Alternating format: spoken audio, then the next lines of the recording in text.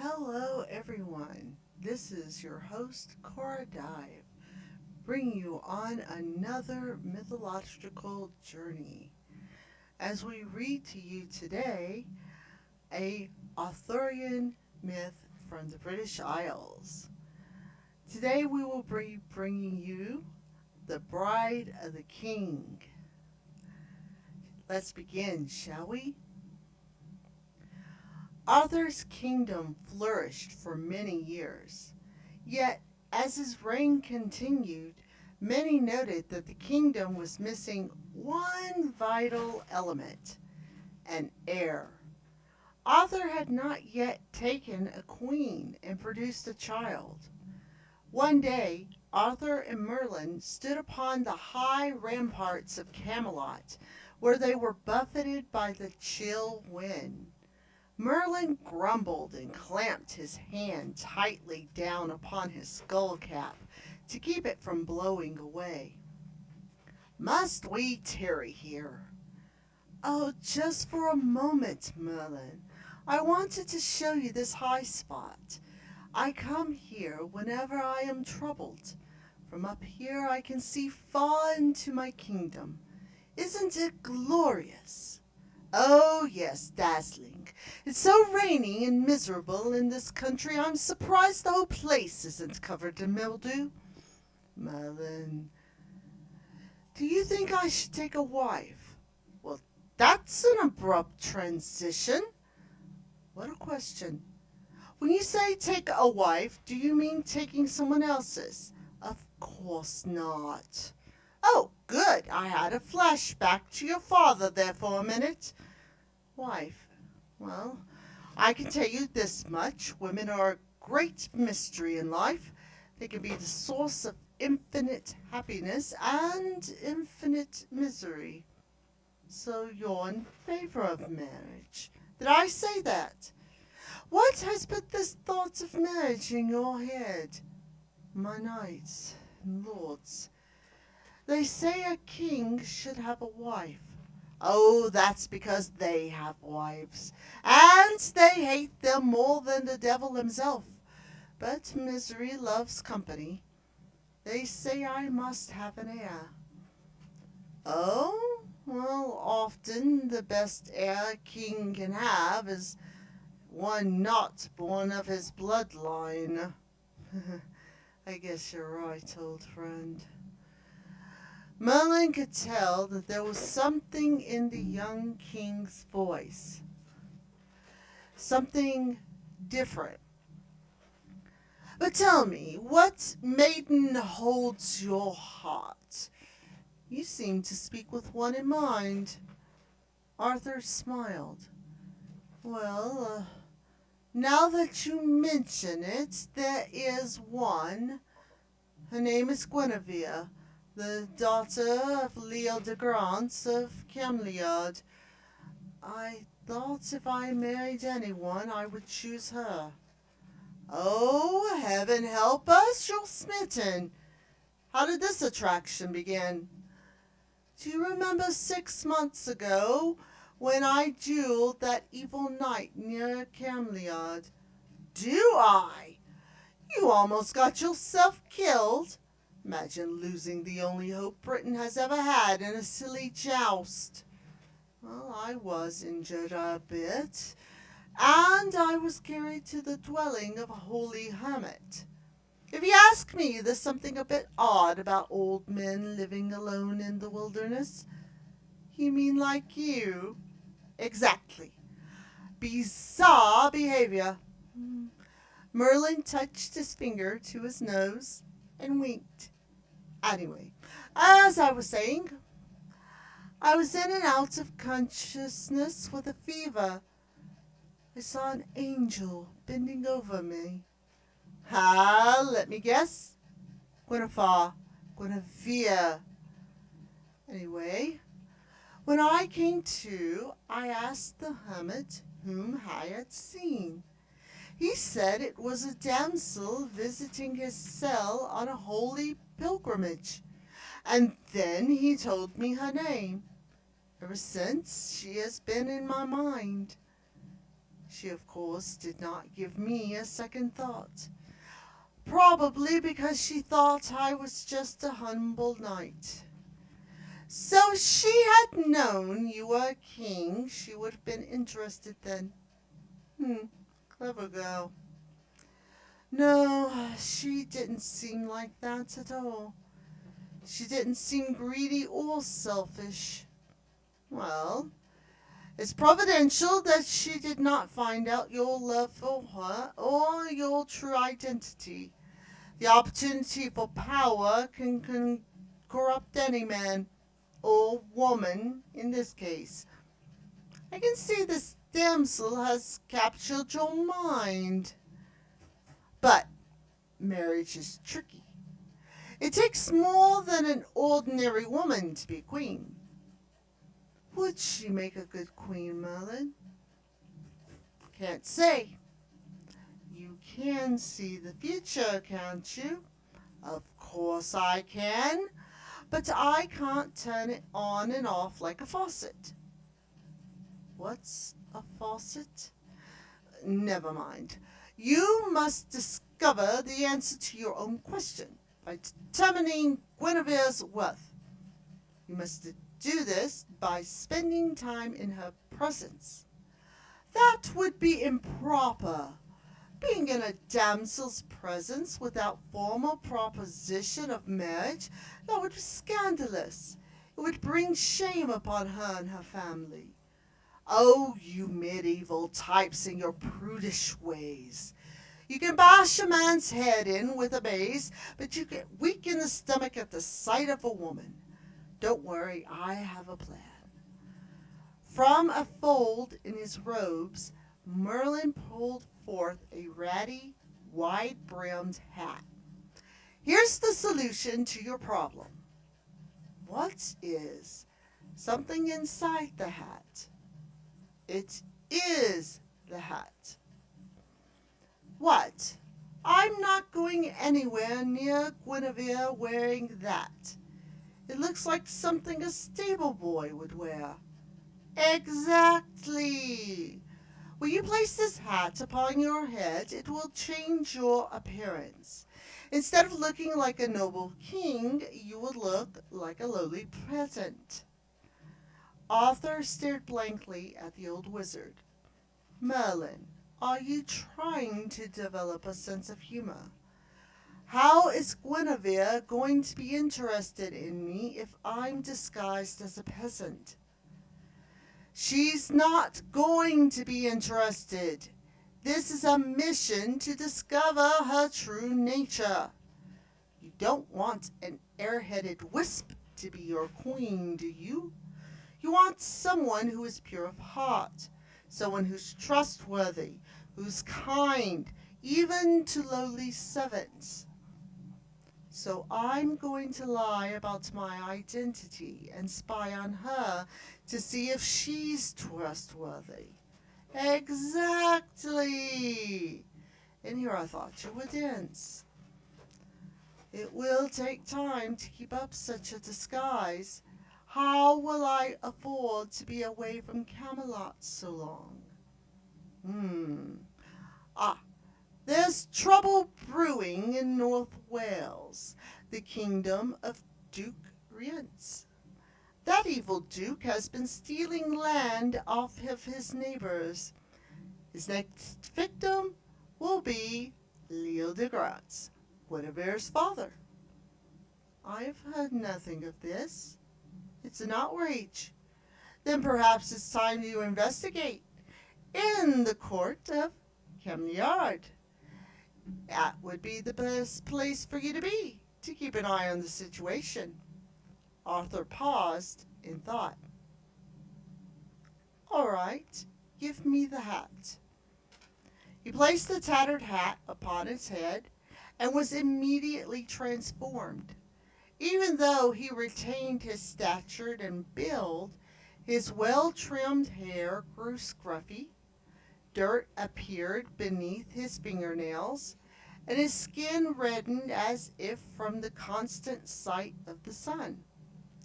In wonder, Arthur brought his hands up and felt his face. This is miraculous. Yes, yes, yes. Now go to Cameliard and offer your services as a gardener. There among the hedges and flowers, you'll daily see your lady. Watch her closely. Determine her worth. Meanwhile, I will consult the powers that be and find out what the future holds. I'll see if I can get the faucet flowing. A marvelous plan, Merlin, I will. Arthur did as Merlin commanded. In his new disguise, Arthur traveled to Cameliard Castle and presented himself to the king for service. King Leo de Grance took one look at the tall frame and firm build of the humble garden boy and put him to work at once. You look like a strong lad. My daughter is terribly fond of our garden. Tend it well, for I love to see her smile. I will, my lord. And so Arthur, the king of all England, began to work as a humble gardener. The physical labor was good for him. It was a welcome relief from life at Camelot, and the days slipped by. Earning his food and board by the sweat of his brow reminded him of his childhood in the country plantation of Sir Ector. Plus, there was the presence of Guinevere. The damsel came to the garden every morning with her ladies in waiting. She was even more radiant than Arthur had remembered, and his resolve became even more firm. This was the woman for him. She was honest and kind in all her dealings with the servants, even the scruffy garden boy. She was clever, too. In her father's old age, she practically managed the day-to-day business of the castle.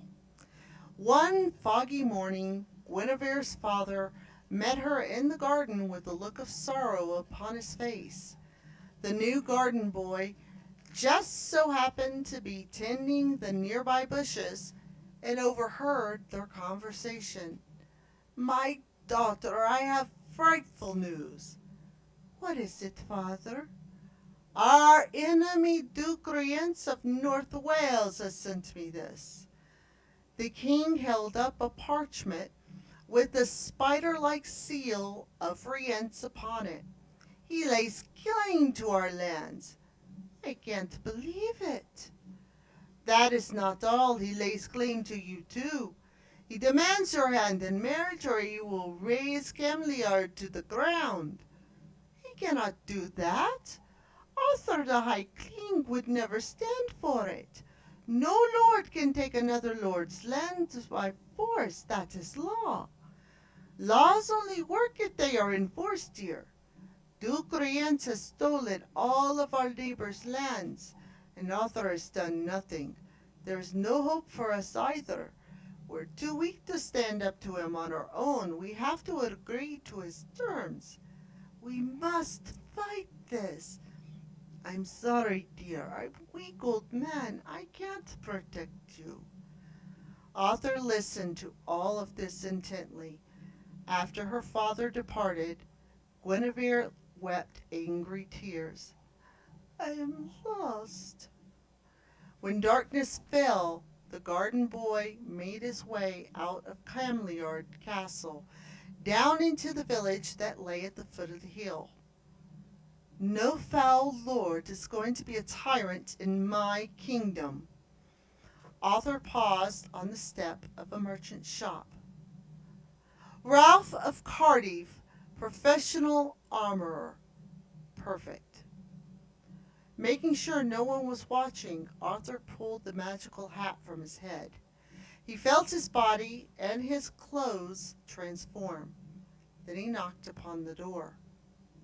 Coming, coming, we're closed, you know. A wrinkled face with a hawk-like nose answered the door. We're closed. Please, I am in need of armor. Armor, eh? I doubt you could afford the armor I have for sale. My armor's high quality stuff, fit for a king. Why don't you try the second-hand shop down the street? They're probably more your style. Please, I am a knight, and I've come to challenge Duke Rienz, who threatens this kingdom. Well, you're a fool, soon to be a dead fool. Don't even try to buy anything on credit. Arthur produced a sack of gold coins and thrust it into the merchant's face. Will this change your mind? Great Caesar's ghost. At once the door flew open, and the merchant whisked Arthur inside. A thousand apologies, my lord. I had no idea you were that kind of customer. I thought you were just some local riffraff. I am honest Ralph of Cardiff. I deal only in finest armors. Ralph's shields and suits have never been pierced, a satisfaction guaranteed. So if your armor fails me and I die in battle, I can come back for a refund. You're a wise man, but I've never lost customer yet, at least not because of faulty product. Now, what can I do for you? Show me your finest armor. The merchant led Arthur through room after room of impressive suits of armor, all grandly forged. These are the latest fashions from France. Note the fine lines of the design. None of these will do. I desire only the best. You know your armor, I see. You're a true connoisseur. At last Arthur spotted a suit of armor, gleaming white in the candlelight. Here, this is the armor that I wish to buy. Ooh, fine choice. This is from our righteous justice collection for those special quests of purity. Flashy, but I think you could pull it off. I have it engraved with your crust. It will be ready for pickup fortnight. No, I must have it tonight. I desire no crust. The merchant paused. No cruste. No, I wish to remain anonymous. Arthur placed the bag of gold into the merchant's hand. Ralph, eyeing his customer suspiciously, took a piece of gold from the bag and bit its edge. It is true gold, I assure you. Men who wish to remain anonymous are often untrustworthy. Some are. But you must trust me. The money I gave you will cover this fabulous suit of armor and your finest weapons. Yet I'm also in need of a steed. On credit? No deal. If you do what I ask, I will make sure you have 10 bags of gold, all twice as heavy as this one. Flames of greed sprang up in the merchant's eyes. But you have no hope of beating Duke Rienz. Men say he is giant, collects beards of his victims, rips them right off his faces. Can you imagine?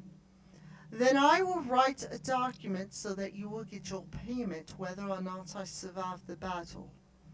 Now you have deal.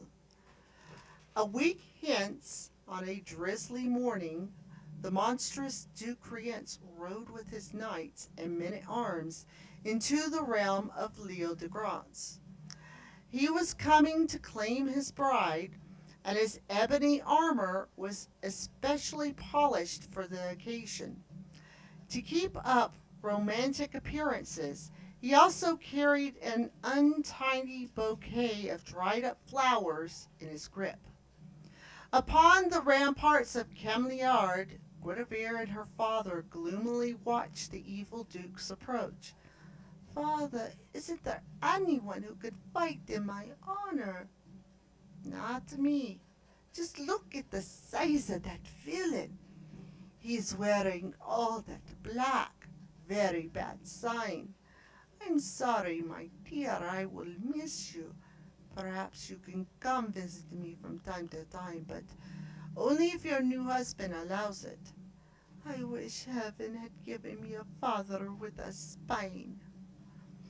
Staggering before Rience was a gray procession of chained peasants, tiredly slinging flowers left and right.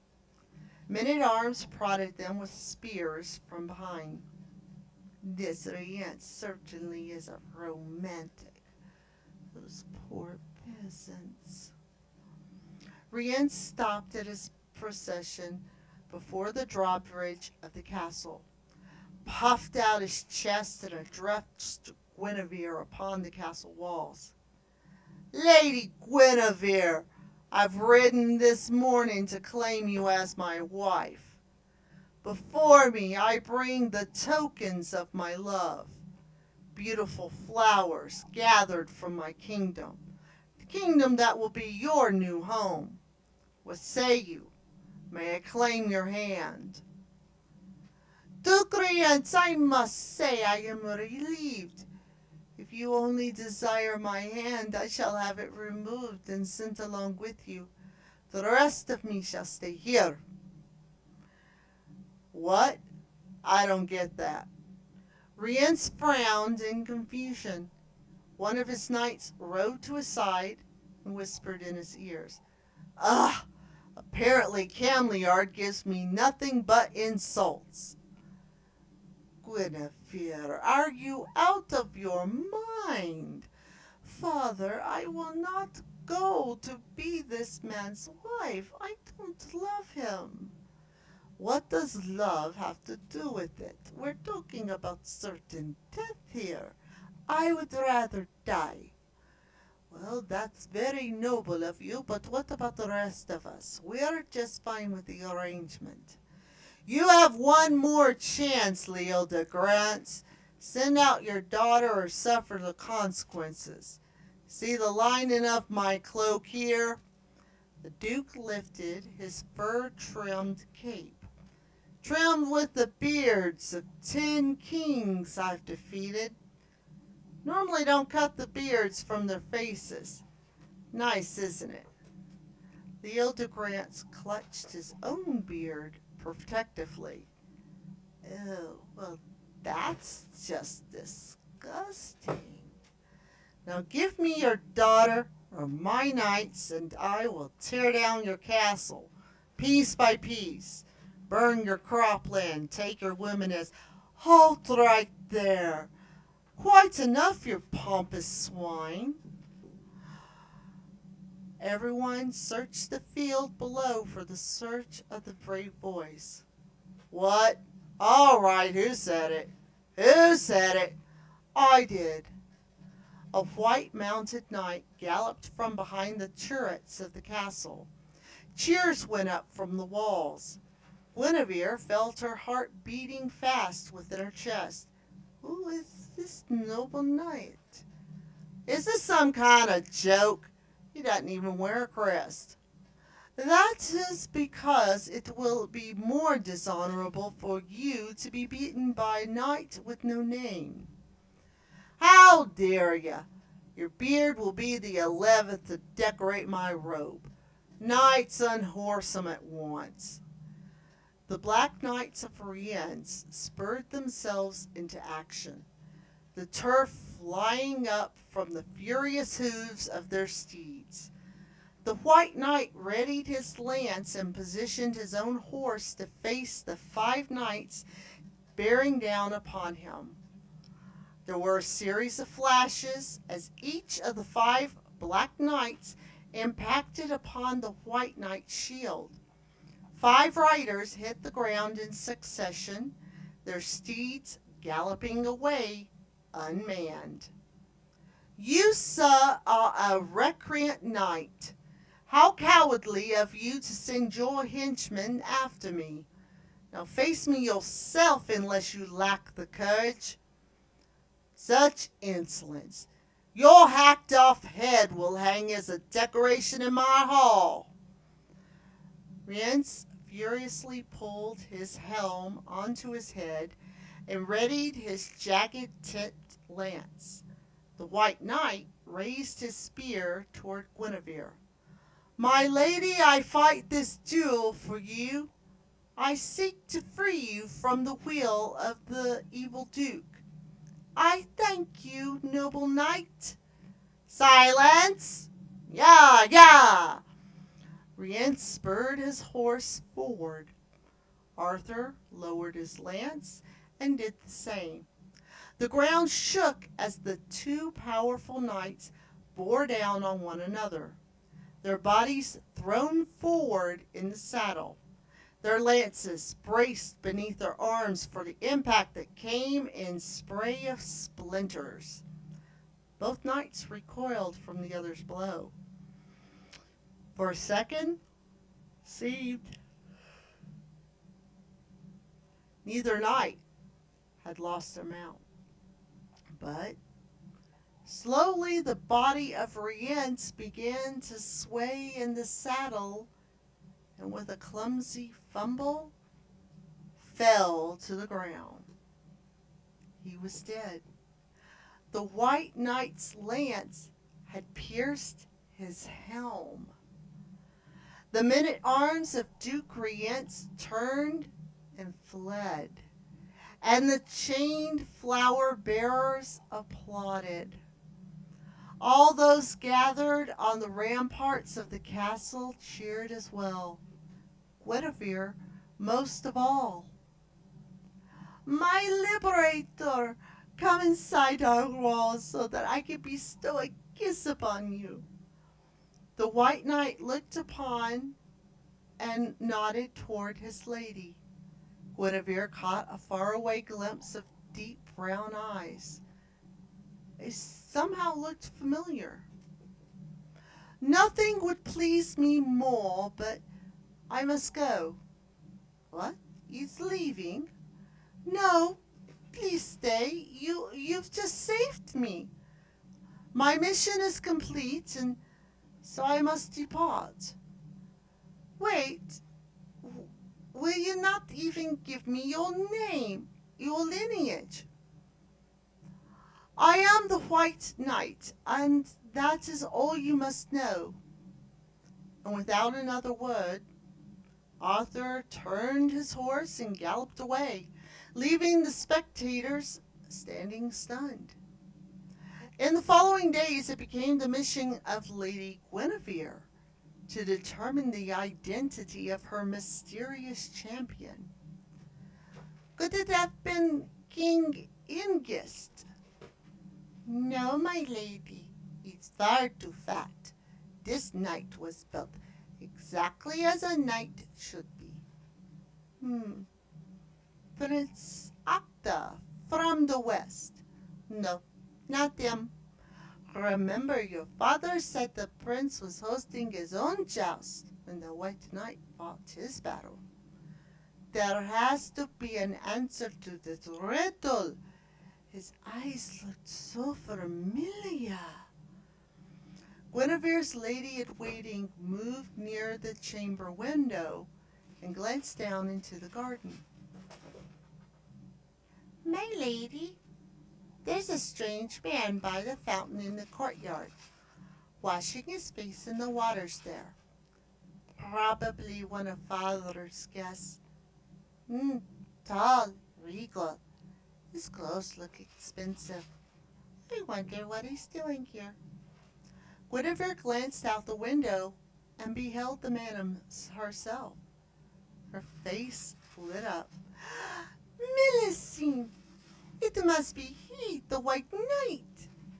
Guinevere tore from her chamber down the winding staircase into the bright courtyard. Sir, stay a minute. But there was the fountain before her, gurgling softly. But instead of a regal gentleman sitting on its edge as she had expected, there was only the scruffy garden boy. Beg your pardon, miss. Where did he go? The knight who was just here. The garden boy stared at her blankly from beneath his wide-brimmed hat. It's only been me, miss. You must be mistaken. I saw a man here with my very own eyes. No one but here but me, miss. Arthur fought to control his smile of amusement. He had not intended for Guinevere to spy him from above. He'd only taken off his hat for a minute to mop his brow in the heat of the day, but now he thought Guinevere's frustration made her all the more beautiful. Maybe if you describe him to me. All right. He was tall, well framed, best looking man I have ever seen. Really, I must confess I haven't seen anyone around here like that. Maybe you saw me and thought I was this man. No, I think not. He had dark eyes, a handsome beard, yet I let him get away. I shall never forgive myself. Sounds like a daydream to me, miss. If I see your gorgeous knight, I'll tell him you're looking for him. Just then Guinevere noticed something golden lying upon the ground near the garden boy's foot. Wait a minute. What is that? Nothing. She snatched the object up from the grass. It was a medallion. Oh, that's mine. I must have dropped it. Yours? What was a peasant be doing with a golden medallion? It doesn't make any... Guinevere's eyes grew wide. I knew it. The white knight was here. Arthur prepared to throw the hat from his head, reveal his true identity, and claim the kiss that was rightfully his. And you stole his medallion. What? Don't laugh at me. How dare you steal from a noble knight like my champion? As the garden boy continued to laugh behind her, Guinevere stalked away. She met her father at the garden entrance. Father, I'm getting rid of that rude garden boy at once. He is a thief. Oh my, a saucy fellow. Why, just the other day it was reported he was neglecting his duties. What do you mean? He was missing for many days, while the entire castle was preoccupied with the duel of Duke Rience and the White Knight. The peasant was off somewhere ignoring his responsibilities. He only showed up again yesterday, blaming his absence on a toothache. Suddenly, all the pieces added up in Guinevere's mind. Ah, that's it. No wonder he laughed at me. I could laugh at myself for not seeing it sooner. Sounds like an old-fashioned case of avoiding work. Lazy peasants. That's what's wrong with Britain, if you ask me. Lazy peasants. Not only had Guinevere realized the true identity of the garden boy, she also realized the game he'd been playing with her. You can play at that game, father. Call the garden boy at once. Oh, good idea. He has really angered me now. We'll give him a sound flogging. The garden boy was sent for, and he humbly entered their presence. So, peasant, I hear you've been stealing and shirking your duties. Yes, dear. It is customary for servants to remove their hats in the presence of a lady. Oh, we don't need to stand on formalities. It only takes a second for us to punish this peasant, and he'll be out the door for good. I want to see his face.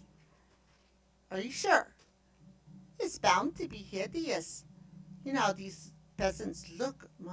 Oh well. Garden boy, remove your hat at once. I cannot. What? Bring me a whip. This brute must be flogged. Why can you not remove your hat? Is it stitched to your head? No, my lady, it covers an ugly sore that your royal eyes should never behold. Oh, that's a good reason. Never mind. Leave the hat in place. I have a weak stomach. Father, make him remove his hat. I would deal, but you know I felt about open sores. Guinevere clasped her hands and strode slyly behind the garden boy. Very well. Since you have this hitting, pus-oozing sore, keep your hat. See if we care. It is most gracious of your ladyship. In a flash, Guinevere whisked the hat from the garden boy's head. The transformation was instantaneous, and the gallant lord she had seen in the garden stood before her. Magic! I knew it! Father, look, it is a white knight. What do you have to say for yourself? How dare you trick to a noble lady? No, Guinevere! Oh, he needs a good lecture for concealing his identity from us. Shh, dear, shh. Guinevere noticed her father's face was locked into a look of fright. Father, what is it? Your Majesty, forgive me, forgive her. Leo de Grants fell upon his knees before the transformed garden boy. Your Majesty? What does he mean? Arthur beamed at his love. I am Arthur, King of all England. Guinevere stared in new wonder. Forgive me for my ignorance. I wasn't actually going to flog you. Forgive me for revealing your sword. It's really quite a lovely sword. It's the funniest I've ever seen. Oh, woe is me. Rise, Leo de Grants. You have always been a faithful follower of mine. But if you wish to make amends with me, I will ask you one boon. Yes, ask, and the answer will be yes. You have the cleverest of women living with you here, one savvy enough to see through my disguise. I hid myself in your courts to observe her true nature, and I must say I liked what I saw. She was always kind and compassionate to her servants, except those she suspected of thievery and insolence. Guinevere blushed. King, I say honestly that I desire nothing more than the beautiful hand of your daughter Guinevere, and the rest of her as well. That is, if she accepts. Arthur took Guinevere's hand, bowed, and kissed her trembling fingers. Guinevere smiled radiantly. Of course, you saved me and my kingdom from a horrible fate. How could I not love you in return? Ah, this is joyous news. My daughter will be queen. I have the perfect wedding present. It is a table from your father Uther Pendragon, given to me many years ago. He said he had no use for it himself. Who needs a round table, he said, but it is yours to have now. A round table. Intriguing. Arthur and Guinevere spent many more days together, strolling through the very garden where Arthur had admired her from afar. He was free to openly admire her now, and she gladly returned his looks of love. Finally, with great reluctance, Arthur bade his love farewell. All the arrangements have been made. 3 weeks from now we will become man and wife. No matter how many years we share together, Arthur, you will always be my champion. Merlin himself came to escort Arthur back to Camelot, arriving on a white donkey. The young king greeted him happily. Greetings, Merlin. Ah, yes, it is I. I guess you enjoyed your time as a peasant. These months have been grand. Such a relief to be removed from the pressures of court and politics of ruling a kingdom. Tell me about it. It's been a nightmare while you were gone. Merlin, I slew Duke Rience, and I've won the heart of my love. Have you now? You don't seem excited for me. I've consulted the powers that be about your love for Guinevere. Have you seen what a fine queen she will be? The wizard raised his eyebrows. So the arrangements have already been made? Yes, we are to marry in 3 weeks' time. So soon. Does she love you? She has professed to. Love is a strange thing. Some solid as a rock. Others it shifts like sand. And you were right to suggest this disguise. It was the perfect way to see her true nature. Of course, she saw right through my masquerade eventually. She is the cleverest girl, Merlin. Did she love you before she saw through the disguise? Well, no, but how could she? Indeed. Marriage for you is not like marriage for normal men. It's an affair of state. The fate of your kingdom may rest upon your marriage. Keep it close, Arthur. I feel as if the sunlight has never been as fresh as it is today. Camelot will be greater than ever before with Guinevere at my side. Her father is even giving us a round table that once belonged to my father. Isn't that intriguing? A round table. The young king stopped, suddenly remembering, and turned to his old friend. But wait, Merlin, you said something about the future. What did you see? The magician smiled sadly. I see nothing that can be changed, my boy, nothing at all.